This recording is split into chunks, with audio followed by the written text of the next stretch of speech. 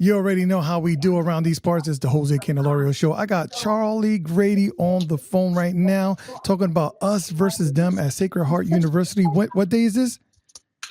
It's going to be January 30th at Sacred Heart Community Theater. It's not on the college campus. It's right downtown Fairfield, Connecticut. On the 30th, doors open at 7. Film starts at exactly 7:29.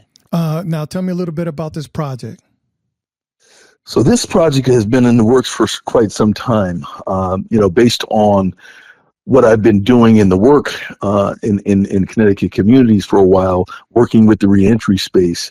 I've uncovered some real gems of stories and people that just defy anyone's imagination of success and overcoming obstacles to no end. And so many of these people are never recognized. And as you know, I do the Connecticut Hall of Change that I created in 2019 to recognize some of those people for the great things that they're doing in the community to give back.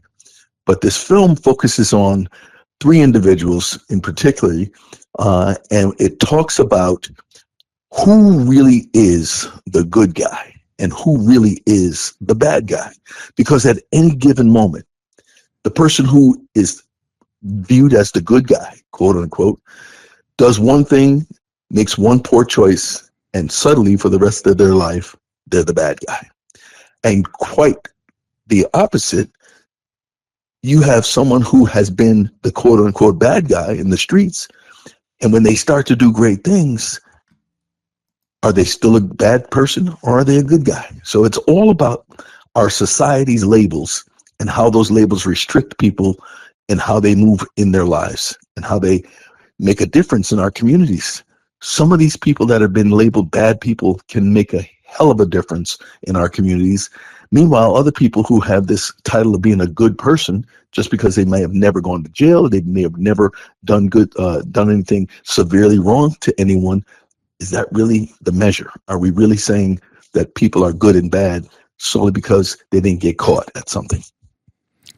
What have you learned, or how have you grown in this project? Because every project you pour yourself into it like it's your baby. That's right. What have you learned from your baby that you see in yourself now? So what I've learned is that there was a point in time when I assumed that people thought along the lines that I thought, and I mean, obviously everybody's different and everybody's living experience is different. But I had a perception that people that lived the life similar to mine thought similarly to me. And one of the greatest things that comes out of this is that there are people who I would have immediately judged as, oh, this person's not going to get it. But after watching the film and seeing their response, I'm shocked. I'm like, okay, there's a lot more depth to people than I realized. And sometimes we all do that prejudging, right? And the word prejudice is based on prejudging, and we do it naturally. And sometimes it's a natural instinct. Well, that person reminds me of and looks like, so therefore they are. And for me, I came out of my sense of thinking I know certain things about certain people by the way they move. And you realize that this film touches people in a way, and it was designed to really make people think deeply about our society and what's normal and who says that who should be what. And for me, having that goal, I actually came out of it learning more about myself and about how I view other people as well. So the film is definitely something that people are going. Some people are going to be a little shocked by it. Some people are going to learn. You're always going to learn something in this film. Everyone's going to learn something that they didn't know by watching this film. And the idea that it was shot right in New Haven, and it stars individuals from New Haven, is a big plus. The power of storytelling, huh? How important is it to tell a story accurate, where there is no sugarcoating, that there is an example of hardship and resilience that comes through? So, great question. And the idea is when you tell a story, that is real. First of all, it has to be real, right? It has to be someone's lived experience. And when those people walk you through that lived experience, it makes you put a mirror in front of yourself. And this is the power of storytelling.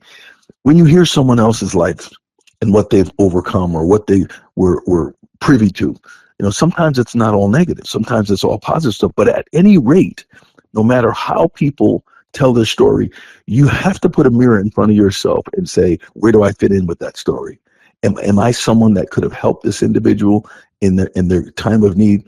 Am I the person that would turn their back on that individual in their time of need? And so with every story that's told, people have to do an introspective look at themselves by watching this documentary. You have to wonder which side of the fence you're on. And again, there's no perfect black and white. And I make that comment in the film trailer that there is no black or white. We as a society live in gray. And you see it every day. Change of rules depending on the circumstance and depending on who's involved. And I've seen it my whole career.